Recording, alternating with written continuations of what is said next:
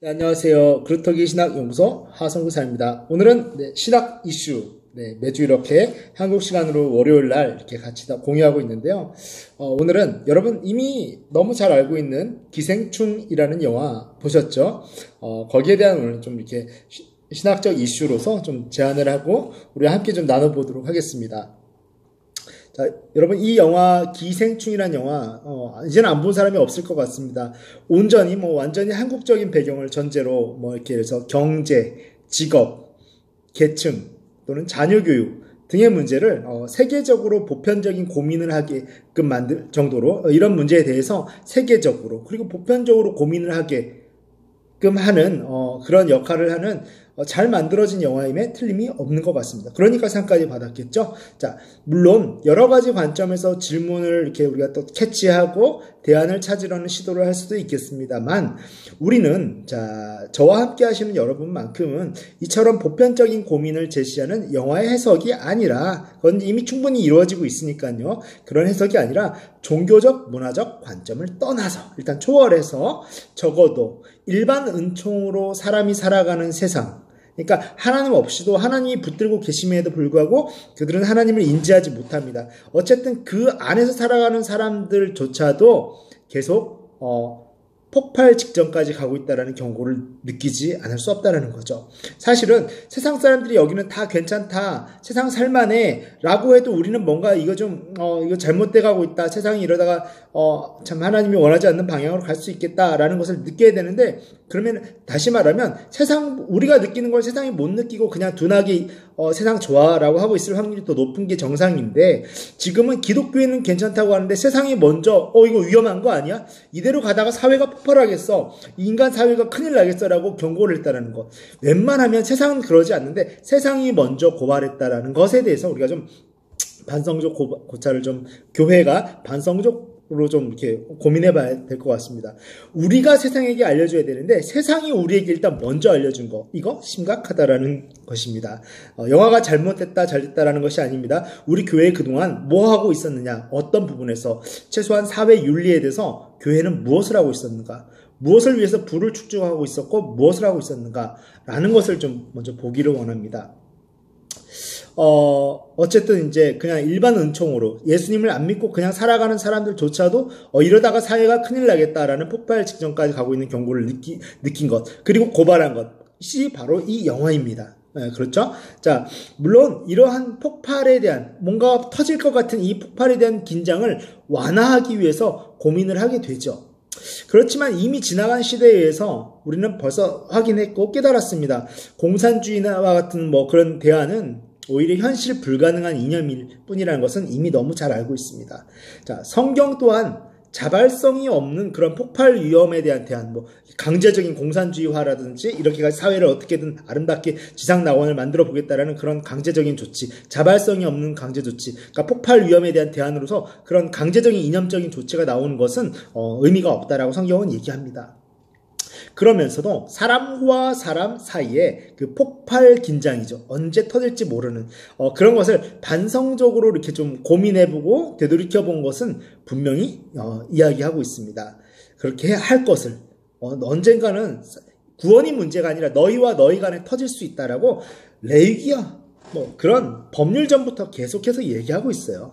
구약 성경부터. 우리가 그걸 자세히 보지 않았을 뿐이죠. 자, 이 영화 기생충이 사람 사는 세상을 압축적으로 비유한 영화라는 것 자체가요, 우리의 입장에서 볼 때에는 일반 은총에 의해서 아슬아슬하게 유지되는 하나님의 세상을 되려 우리가 보고해줘야 되는데, 알려줘야 되는데, 교회에게, 야, 심각해. 교회는 어떻게 생각해? 라고 알려준 거예요. 우리 창피해야 되는 거죠. 우리에게 보고해주는 것으로 우리가 좀 느껴지는 것이 더 맞는 것 같아요. 우리 교회라면. 자, 성경은 어떻게 말하고 있습니까? 이방인 나그네에게조차도 최소한의 생존 대접을 하라고. 떨어진 이삭은 죽지 않도록, 그들이 주워서 먹을 수 있도록. 그러니까 여러 가지로 최소한의 윤리적 안전 장치를 설명하고 있습니다. 그런 성경이 아닌 세상은 너희가 10개를 떨어뜨렸으면 5개 이상은 죽지 마라. 그래야 우리 사회가 돌아가지 않겠느냐라고 세상은 얘기하고 있어요. 그런데 성경은 뭐라고 얘기하냐면 10개를 떨어뜨렸으면 10개를 다 놔둬라. 라고 얘기하는 거예요. 그러니까 세상이 5개, 10개를 떨어뜨리고 5개는 그냥 지독하게 다 주워가도 교회는 이야기해야 돼요. 사회 윤리가 이게 아니다. 하나님의 윤리도 이게 아니고 10개 다 놔둬야 된다. 다 주워 먹을 수 있도록. 그런데 사회도 이 10개를 떨어뜨리고 7개, 8개를 주워가고 9개를 주워가면 경고합니다. 이러다 우리 사회 폭발한다. 바로 이런 영화가 고발하는 거예요. 5개조차 남겨놓지 않은 이런 현실을 고발한 것이 이 영화인데, 그러면 우리는 5개가 아니라 10개 중에서 4개만, 우리가, 1개만 주워 가더라도 9개를 남겨놓더라도 이건 비정상이다라고 사회 윤리에 대해서 고발해야 되는 게 교회인데, 5개가 다 가져갈 때까지, 세상이 아무 말 안 할 때까지도 우리는 가만히 있다가, 세상이 뭐라고 하는데도 우리는 가만히 있어요. 이해가 되시죠?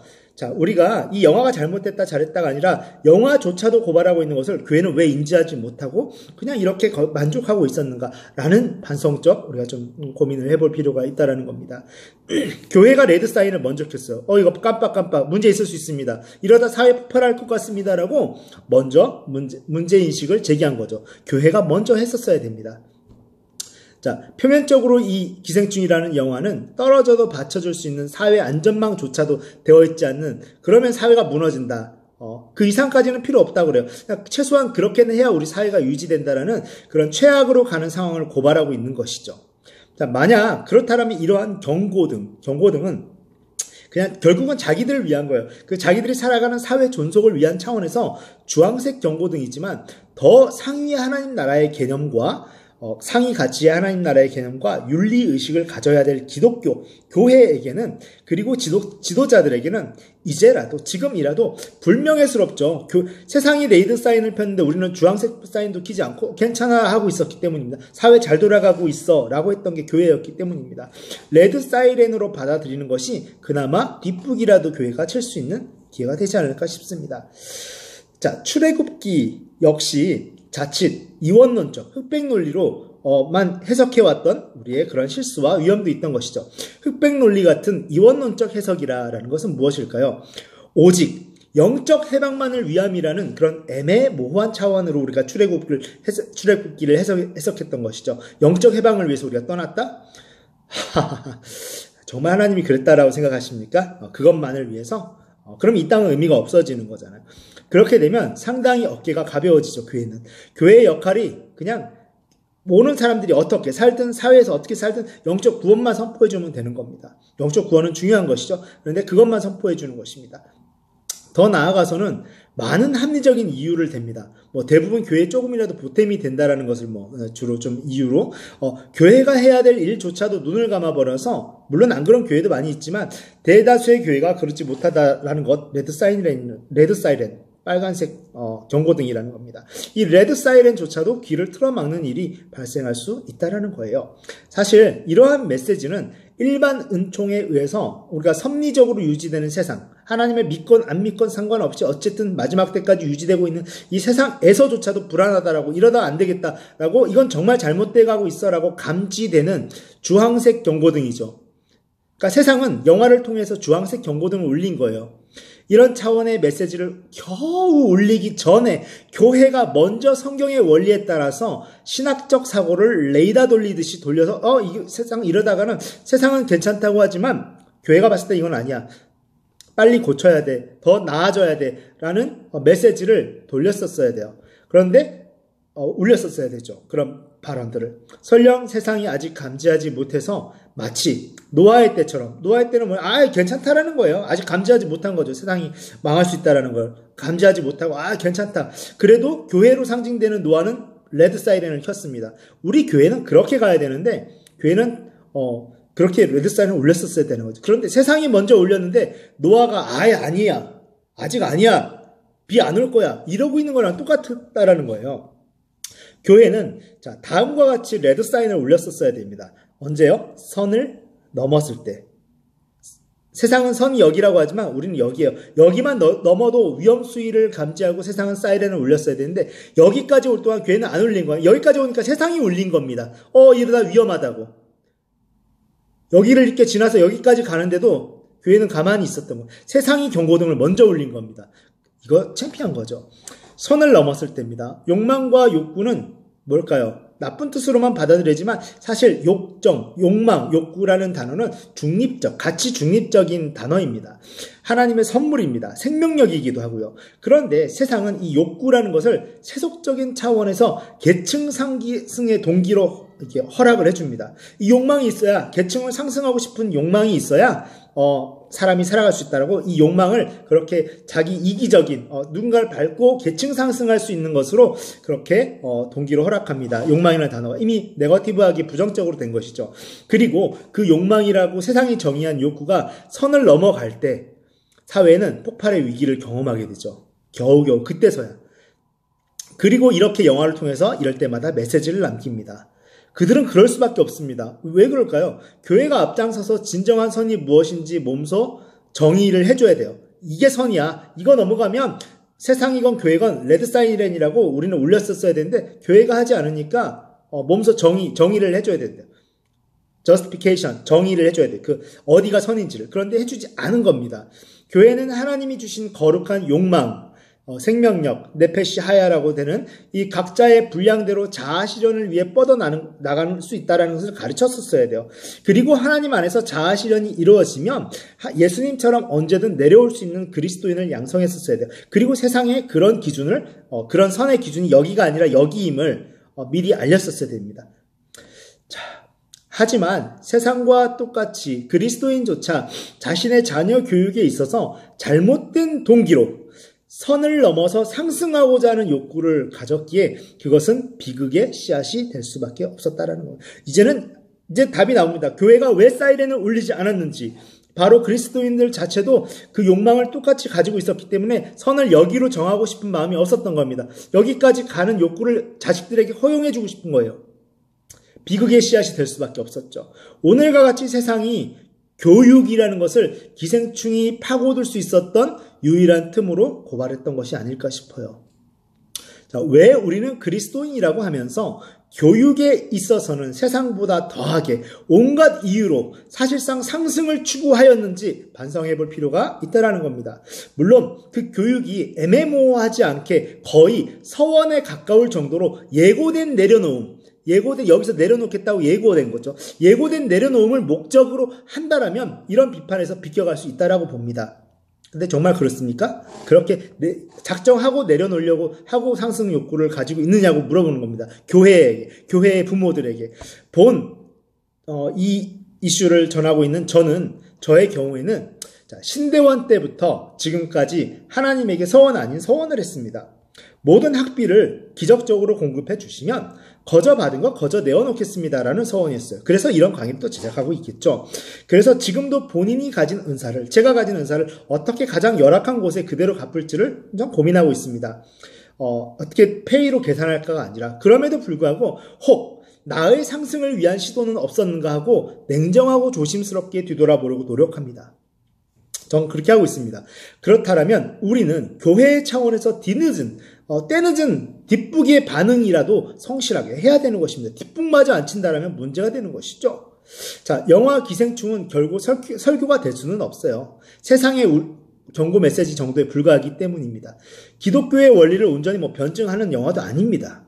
그리고 그렇게 할 생각도 없어요. 그 영화는 단지 일반 은총으로 유지되는 세상조차도 감지되는 이 최악의 도를 넘은 불평등의 경고를 울리고 자극을 주는 역할을 자기들이 한 겁니다. 교회가 안 하니까, 교회 부모들이 하지 않으니까. 자, 그리고 바톤 터치를 우리에게 해준 겁니다. 우리 받아야 돼요. 이제 우리의 몫이라고 생각합니다. 우리가 신학적 사고가 머리가 있잖아요. 신학적 사고를 최대한 레이더를 성실히 활용하여 목소리를 낼 때라는 겁니다.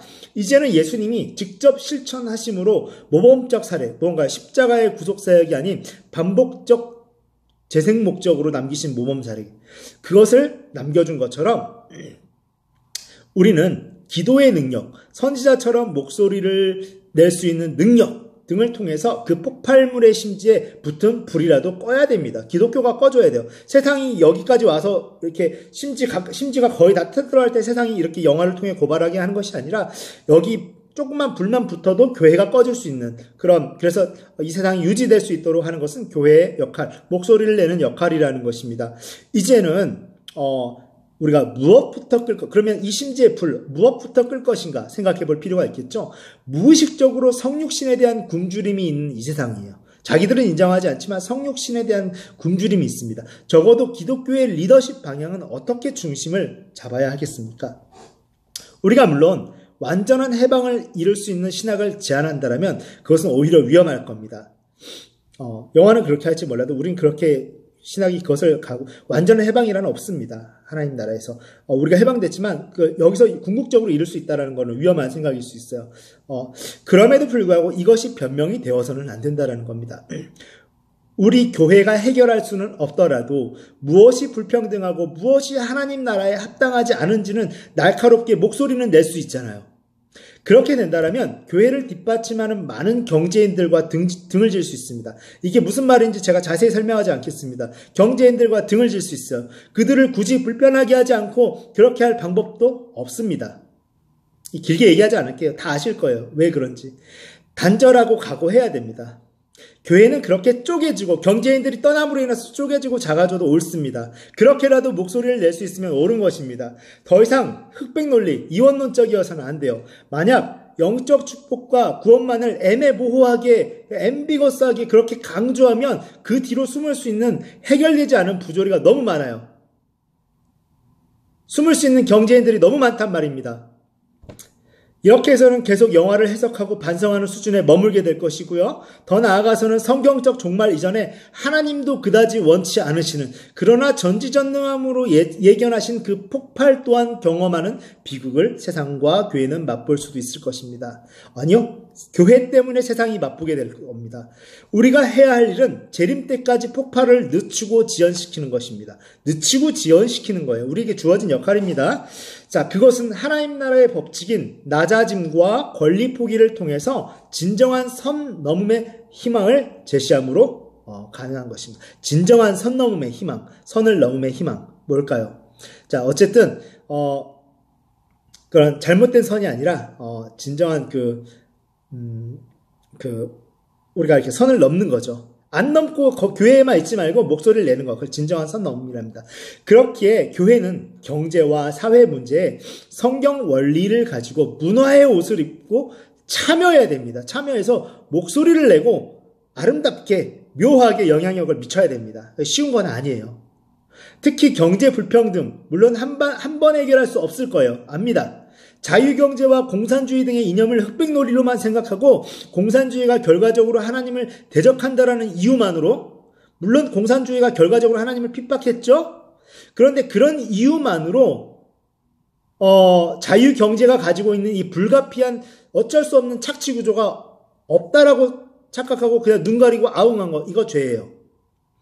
있다고 단정하는 것은 아닙니다. 그러나 없는지 살폈었어야 돼요. 자유경제가 군ля폐기가 가지고 있는 착취구조가 없는지, 정말로 공산주의가 하나님을 핍박했으니까 자유주의 민주주의 체제는 교회를 인정하고 종교를 인정하니까 하나님 편에 완전히 서 있는지 다시 생각해 봐야 돼요. 정말 그랬는지, 아니라면 개선시켜 나가야 되죠. 그렇다고 공산주의로 돌아갈 수는 없는 거니까요.